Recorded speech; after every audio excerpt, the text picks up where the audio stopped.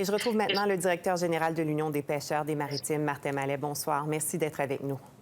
Bonsoir. Vous êtes satisfait de ce qui a été annoncé aujourd'hui?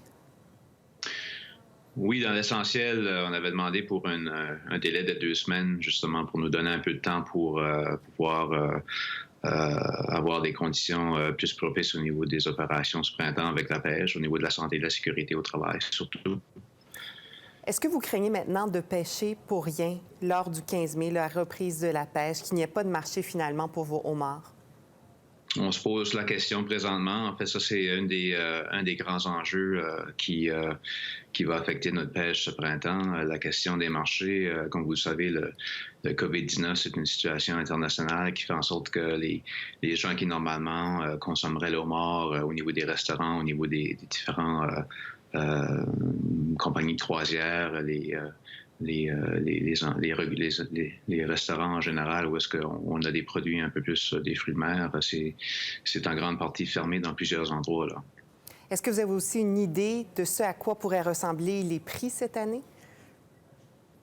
Pas encore. Il y a vraiment toutes sortes de chiffres qui circulent. Ça va être vraiment difficile à savoir avant quasiment la dernière minute, là, qu'est-ce que les scénarios des prix vont être.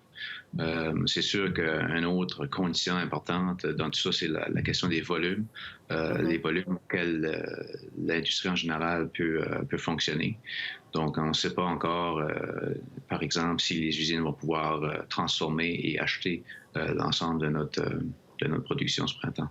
On entendait aussi dans le reportage de mes collègues des pêcheurs dire que c'était pas clair exactement comment ça devait fonctionner sur les quais, sur les bateaux.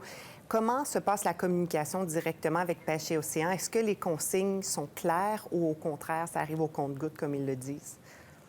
Ça arrive un peu au compte-gouttes. C'est sûr qu'à ce niveau-là aussi, les provinces sont impliquées au niveau des mesures de santé et sécurité au travail. Donc, à ce niveau-là, il y a des comités qui ont été mis en place pour essayer d'arriver avec les meilleures pratiques possibles là, dans le cadre de ce qu'on est en train de vivre présentement pour essayer de limiter la propagation du virus s'il y a lieu, puis pour essayer d'assurer que tout le monde peut travailler dans un contexte sécure. Mm-hmm. Il reste plusieurs questions sans réponse pour l'instant. Est-ce que vous pourriez demander une annulation complète si ces réponses-là ne viennent pas?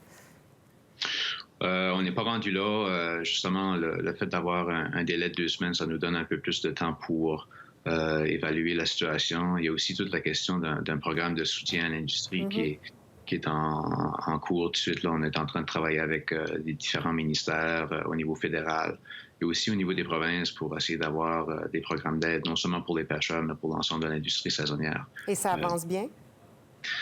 Ça avance. Évidemment, on aimerait avoir des réponses maintenant ou hier, mais on avance. On ne peut pas dire qu'on recule.